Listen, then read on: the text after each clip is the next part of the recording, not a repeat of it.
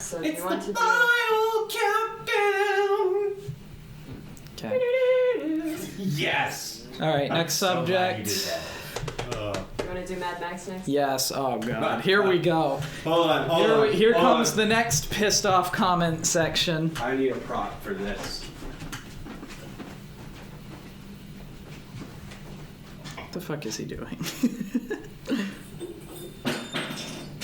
He's fucking up our house. It's not my fault. You have a faulty toilet paper system. He's stealing toilet paper from us. I'm not Just- stealing it. He's stealing It'll be toilet returned paper. upon completion of this video. Damn, you almost took the light out. I didn't touch it. I didn't feel Are we starting now? It won 6 Oscars. Oh my god. All right. First, I mean, okay. No, All right. no, let me intro. No. Let me intro. I'm gonna put just a little whipped cream on this. That's what we think.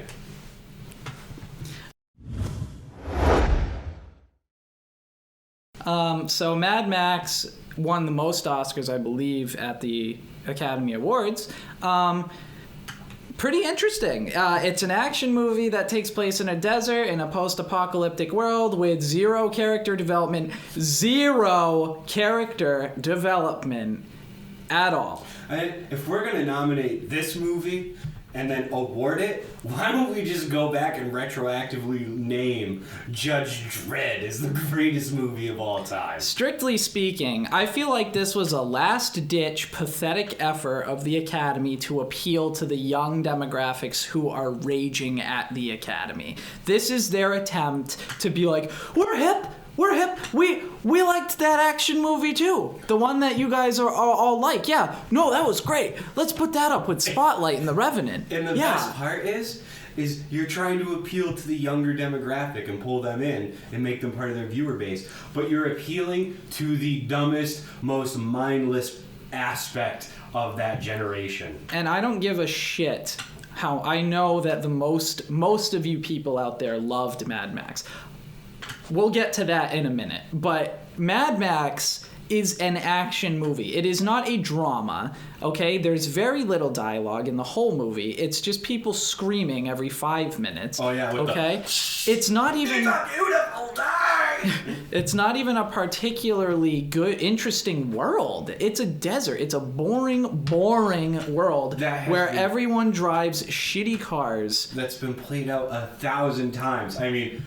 Kevin Costner in Waterworld. And, this is a sequel to previous Mad Max films. And the thing is every tactic in the movie is ridiculous. Like, we're pole vaulting over your car. Like, what?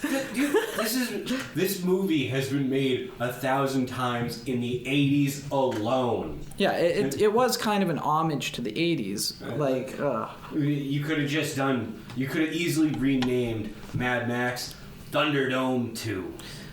So, what were the Oscars that it actually won? I know it was mostly technical categories. So what did we have? I know sound mixing was one, right? Sound editing. Exceptional filming from a moving vehicle. Exceptional screams in desert formats. Most intriguing approach to futuristic drug taking. Alright, it won Best Achievement in Film Editing, Best Achievement in Costume Design, Best Makeup and Hairstyling, Best Sound Mixing, Best Sound Editing. Yeah. Best Production Design. So at the end of the day, it didn't win anything important. It won a lot of technical categories. Its costumes were very good. Editing. Even then, you're really saying, like, we're going to give you an award for costumes just because you had one of the movies that had the most outrageous costumes. I would give more credit to a film of a historic nature that really pays attention to accuracy as opposed to just being like, oh, well, I can make this look ridiculously crazy. How do you even award editing? Isn't every movie great at editing? It's a pretty basic concept. Like, Mad Max had a lot of effects that were cool, but editing is basically cutting your clips up and, presenting them in a professional manner. I feel like there is a somewhat lower ceiling for editing than there would be for special effects or cinematography, even sound mixing. So Okay, have it, I guess. I don't particularly disagree with any of the awards. Do we care about any of those awards? The best part is the Oscars really started off as something to nominate, the guys who direct, Yeah. the guys to some extent who produce, Yeah. the guys who write, and the guys, or girls as well, who act. Yeah. Now, the rest of these awards, these are like the movie's participation trophies. They are kind Way to go, Slugger. You weren't important enough to be in the movie or do anything significant, but you did the grunt work really, really well. Basically. I mean, I really think Mad Max had no place in Best Picture, okay? The fact that it was even nominated blows my fucking mind. I understand a lot of you people liked it. I really don't know why, because there were better action movies that came out in 2015. And you know what? I'll throw you a freaking bone. From an action movie perspective, it was a decent movie.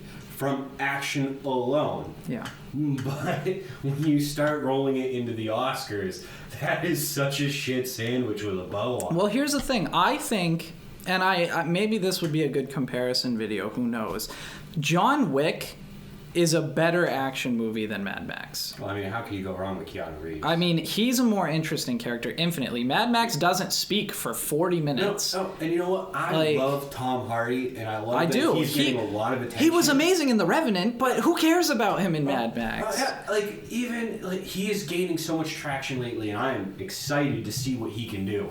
Because in the brief moments that we've seen him come onto the scene, it's exceptional. Oh, yeah. But, even something as simple as, Mad Max, in comparison to John Wick, I get it, this is really Tom Hardy's first foray into a full-on action movie. I don't know, he played Bane, which was pretty action-heavy in Dark Knight Rises. But that had more sustenance to it. Yeah. It's an action movie with much more sustenance built around it. Yeah. This is a pure action movie. True. And then when you flip over to Keanu Reeves, adding depth to a simplistic character is Keanu Reeves' strong point. Yes. That's where maybe you could consider him in the Oscars. I'm not saying any best actor is coming in. I'm not saying you should. Let's be real. They're action movies.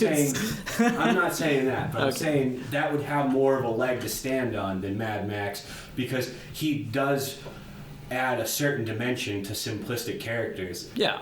Whereas maybe Tom Hardy can do that given the opportunity, but he did not do it here. Here's what I'm saying.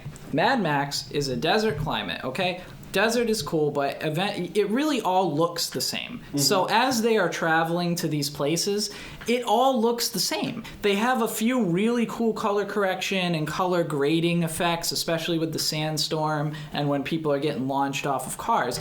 But is the action of driving a bunch of cars and shooting at each other better than the choreography that was going into the close quarter gunfights in John Wick? Go back and watch just a couple action scenes of John Wick. He's doing all these really, really calculated action scenes, which there's videos of Keanu training for days, just memorizing the moves his character needs. That type of work is not in Mad Max. It's very car heavy, which, cars are less dynamic than hand-to-hand combat. Yeah. It's just a more simplistic version of an action movie. It has technical aspects, but Best Picture, you're putting it up against films with deep characters with human emotion. Spotlight, Revenant, Room, Brooklyn, probably. I never saw it. Bridge of Spies. Bridge of Spies, yeah.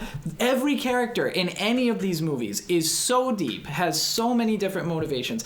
Then you have Mad Max, who says one sentence in the first 40 minutes, and Furiosa, who's basically going, I gotta protect my women. Yeah, and you don't even fully know what's going on half the movie, because she just randomly gets in her car to do what she does every day, and then just randomly decides, today's the day! Left turn! Woo! So, I mean, what is the argument for it not being overrated?